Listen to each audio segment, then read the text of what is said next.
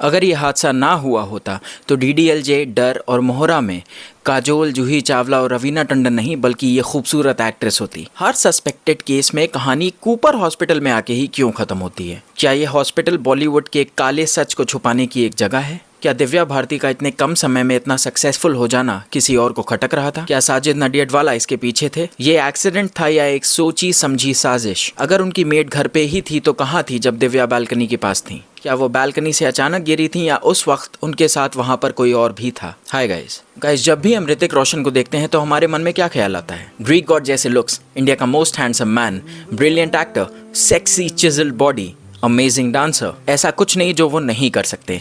In short, a complete package. पर क्या आप जानते हैं कि 1990s की शुरुआत में एक और ऐसा चेहरा था जो इतना ही परफेक्ट था? बड़ी बड़ी आंखें, बच्चों जैसी मुस्कान, भोला भाला प्यारी सी गुड़िया जैसा चेहरा, एक कंप्लीट पैकेज। इतनी कम उम्र में ही अपने से दुगनी उम्र वालों जितना हुनर और टैलेंट इतना कि दिग्गजों को भी मात दे दे। जिस उम्र में बच्चे ये डिसाइड नहीं कर पाते कि 12th कंप्लीट करने के बाद साइंस लेना है या कॉमर्स, उस उम्र में ये लड़की लिटरली अपने करियर के पीक पे थी और अपनी फील्ड में रूल कर रही थी। सबको यकीन था कि ये लड़की रुकने वाली नहीं है और सक्सेस की नई परिभाषा लिखेगी। पहले तेलुगु सिनेमा पर अपनी छाप छोड़ी, फिर हिंदी फिल्म इंडस्ट्री में सबके दिलों पर राज करने लगी। हर प्रोड्यूसर, हर डायरेक्टर और हर एक्टर की पहली पसंद बन गई। इतनी छोटी उम्र में इतना स्टारडम अभी तक शायद ही किसी एक्ट्रेस ने एंजॉय किया होगा। महज 3 साल के ड्यूरेशन में उसने वो शोहरत पा ली थी जिसे पाने में एक्टर्स को सालों लग जाते हैं। पर किसी ने सपने में भी नहीं सोचा होगा कि इतने प्रॉमिसिंग करियर का अंत इतना सैड और अनएक्सपेक्टेड होगा। पर जिस तरीके से दिव्या भारती की मौत हुई, क्या वो नॉर्मल थी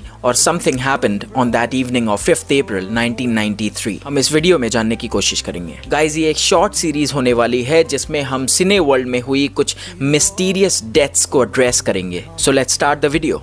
शुरू से शुरू करते हैं। दिव्या भारती का जन्म 25 फरवरी 1974 को मुंबई की एक पंजाबी फैमिली के वहां हुआ और छोटी उम्र से ही उन्हें अभिनय यानी एक्टिंग में इंटरेस्ट रहा और 9th स्टैंडर्ड के बाद उन्होंने एक्टिंग को अपना करियर बनाने का डिसीजन लिया। उनके करीबी ये कहते हैं कि उनके अंदर एक क्लैरिटी ऑफ थॉट था कि उन्हें लाइफ में करना क्या है और एक्टिंग को एज ए करियर चूज करने के बाद उन्होंने पीछे मुड़ के नहीं देखा। उन्होंने जम के एक्टिंग वर्कशॉप्स और डांस क्लासेस की ताकि वो एक कंप्लीट पैकेज ऑफर कर सकें। और कहते हैं ना, किस्मत उन्हीं को ढूंढती है जो उस रास्ते पे चलते हैं। अगर आप एक एक्टर बनना चाहते हो या कुछ और बनना चाहते हो तो आपको उस डायरेक्शन में अपने हाथ पैर मारते रहने होंगे। अगर आप ये सोचेंगे कि घर बैठे आपको काम मिल जाएगा बिना शो अप हुए, तो ऐसा कभी नहीं होने वाला। खैर, दिव्या की मेहनत रंग लाई और मशहूर एक्टर गोविंदा के भाई कीर्ति कुमार ने उन्हें अपनी फिल्म के लिए साइन कर लिया।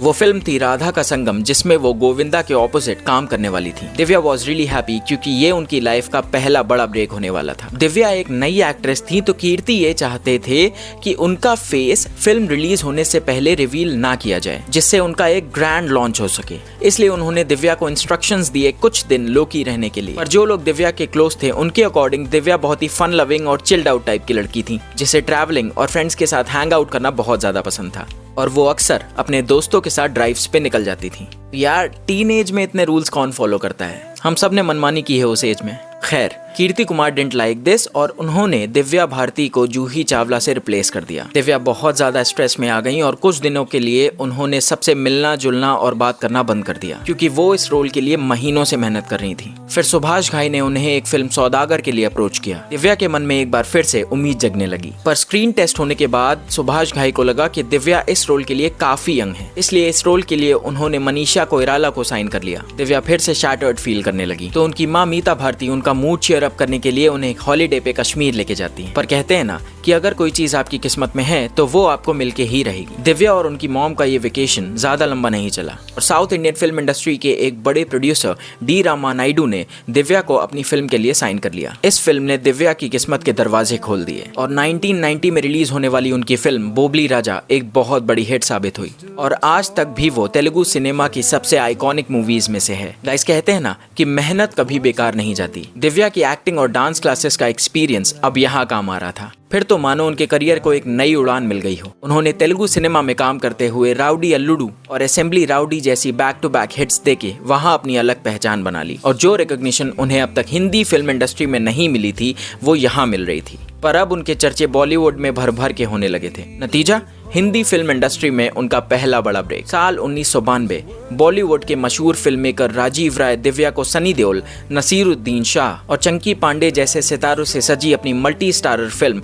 विश्वात्मा के लिए साइन कर लेते हैं। दिव्या को अपना रोल बहुत पसंद आया और उन्होंने रोल करने के लिए हाँ कह दी। फिल्म जब रिलीज हुई तो दर्शकों का इतना खास रिस्पॉन्स नहीं मिला और वो बॉक्स ऑफिस पर एक एवरेज फिल्म साबित हुई, पर दिव्या के काम को काफी पसंद किया गया और उन पर फिल्माया गया गाना सात समुंदर पार आज भी पार्टीज की शान है। एक ही हफ्ते बाद उन्होंने फिल्म दिल का क्या कसूर में एज अ मेन लीड काम किया। फिल्म के म्यूजिक और दिव्या की परफॉर्मेंस दोनों को काफी प्रेज मिली, पर अगली फिल्म उनके करियर में एक मील का पत्थर साबित होने वाली थी और वो फिल्म थी डेविड धवन की रोमांटिक एक्शन ड्रामा शोला और शबनम, जिसमें उन्होंने गोविंदा के opposite as a main lead काम किया। इसी साल रिलीज हुई उनकी फिल्म दीवाना इस साल की सबसे बड़ी हिट फिल्मों में से एक साबित हुई। एक लड़की जो बहुत कम उम्र में विडो हो जाती है, उनकी इस परफॉर्मेंस ने सबका दिल जीत लिया और उनको श्रीदेवी और माधुरी दीक्षित जैसी एक्ट्रेसेस की लीग में लाके खड़ा कर दिया। कुछ लोगों का मानना था कि दिव्या श्रीदेवी को कॉपी करने की कोशिश करती थी। वेल, पर्सनली आई थॉट उनका अपना एक स्टाइल था। दिव्या एक के बाद एक कई फिल्में साइन करने लगी और इसी साल उनकी बहुत सारी फिल्में रिलीज हुई, जिनमें थी गोविंदा के ऑपोजिट जान से प्यारा, अविनाश वाधवानी के ऑपोजिट गीत,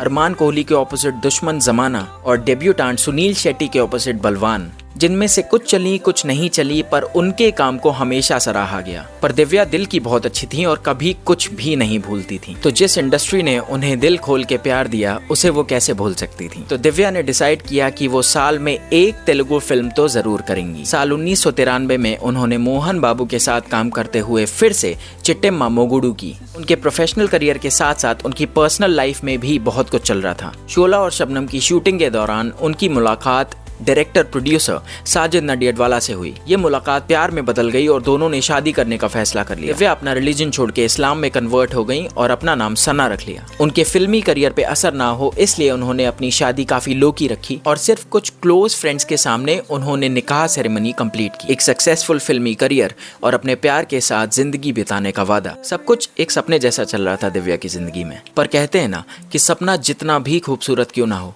टूट जरूर जाता है। दिव्या की इस फेरी टेल का अंत भी नजदीक था, जिसका किसी को दूर दूर तक अंदाजा नहीं था। दिव्या की एक फिल्म रिलीज होती है, सनी देओल, संजय दत्त और रवीना टंडन स्टारर क्षत्रिय, पर उन्होंने कभी नहीं सोचा होगा कि ये उनकी जिंदगी की आखिरी फिल्म होने वाली है। ये फिल्म रिलीज होती है 26 मार्च 1993 को। दिव्या इस फिल्म के बाद काफी सारी फिल्मों की शूटिंग में बिजी हो गईं और दिन रात टायरलेसली काम करती रहीं। फिर आती है 5 अप्रैल की वो शाम जब एक full of energy, full of life, हंसता खेलता चेहरा, उस वक्त पे फिल्मी जगत का सबसे चहेता सितारा हम सबको छोड़ के इस दुनिया को अलविदा कहने वाला था।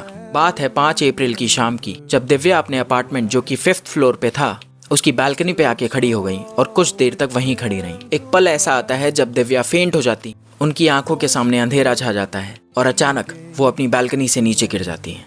गिरते वक्त उनका सर सीधा जमीन से जा टकराता है और दिव्या वहीं पर अनकॉन्शियस हो जाती है। जैसे ही उनके पड़ोसी और उनके गेस्ट्स नीता लुल्ला और उनके पति श्याम लुल्ला को इस हादसे का पता चलता है, वो लोग दिव्या को तुरंत हॉस्पिटल लेके जाते हैं। वो हॉस्पिटल होता है कूपर हॉस्पिटल। दिव्या को अभी तक कोई होश नहीं आया था, पर उनकी आंखें थोड़ी थोड़ी खुली थी और समझ पा रही थी कि क्या हो रहा है। जैसे ही वो हॉस्पिटल पहुंची और उनको इमरजेंसी वार्ड की तरफ ले जाया जा रहा था कि अचानक उन्होंने अपना दम तोड़ दिया। Doctors declared her dead. Cause of death multiple head injuries and internal bleeding. पर फैंस आज तक उनकी मौत को नॉर्मल नहीं मानते हैं। कहा जाता है कि दिव्या उस वक्त अपने सेंसेस में नहीं थी because she was drinking alcohol in the living room with her guests Neeta Lulla and her husband Shyam Lulla. तो अगर वो लिविंग रूम में अपने मेहमानों के साथ अच्छे से एंजॉय कर रही थी तो अचानक वो बालकनी पे जाके क्यों खड़ी हो गई और कोई उनके साथ या उनके पीछे क्यों नहीं गया? नॉर्मली जब आपके घर कोई मेहमान आते हैं या कोई फंक्शन होता है तो आप सिर्फ वॉशरूम जाने के लिए ही उनसे दूर होते हैं in most of the cases, पर यहाँ पर दिव्या का बालकनी पे यूं चले जाना वॉज काइंड ऑफ वियर्ड। ये और भी वियर्ड हो जाता है जब Divya was the only host to them. घर में गेस्ट्स को अटेंड करने के लिए उस वक्त कोई भी नहीं था। और जब आप one of the highest paid actresses में से हो तो हर वक्त आपके पास कोई ना कोई रहता है to take care of yourself. खैर, as per the reports, maid guests के लिए किचन में स्नैक्स बना रही थी कि अचानक किसी के गिरने की आवाज आती है। सब बालकनी की तरफ भागते हैं और उन्हें खून में लथपथ Divya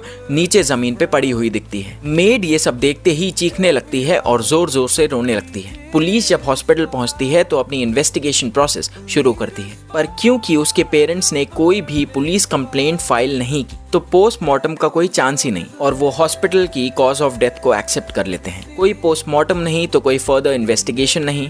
the case is done and dusted. अब यहाँ पे नोटिस करने वाली बात यह है कि डॉक्टर्स ने कभी भी ये कॉन्फर्मेशन पब्लिक नहीं की कि दिव्या भारती के ब्लड स्ट्रीम में अल्कोहल के ट्रेसेस मिले। यार, उस जमाने की लड़की जो महज 19 साल की है, for me it's hard to believe कि वो एक रेगुलर ड्रिंकर थी। एक और वियर्ड बात यह है कि उस बिल्डिंग के सभी फ्लैट्स की बालकनी में ग्रिल्स थे, सिवाय दिव्या भारती के फ्लैट के। कुछ थियरीज के अकॉर्डिंग दिव्या साजिद के साथ हुई अपनी सीक्रेट शादी को पब्लिक करना चाहती थी, पर साजिद ये नहीं चाहते थे क्योंकि दिव्या उस वक्त फिल्म मेकर्स की पहली पसंद थी और शादी की खबर उनके करियर को खराब कर सकती थी। इस वजह से उन दोनों के बीच में आर्ग्यूमेंट हुई और गुस्से में आकर दिव्या ने बालकनी से जंप कर दिया। एक और स्पेक्यूलेशन ये है कि दिव्या को 1993 में हुए बॉम्बे ब्लास्ट्स के बारे में काफी कुछ पता था और वो पुलिस को खबर देना चाहती थी। साजिद को दिव्या का मुंह बंद रखने के लिए धमकी दी गई, but she started creating problems. और क्योंकि उनके मुंह खोलने से सच्चाई बाहर आ जाती और काफी बड़े लोगों के नाम बाहर आ जाते, इसलिए उन्हें रास्ते से हटाना जरूरी था। वेल, थियरीज तो बहुत सारी हैं, पर स्टेटमेंट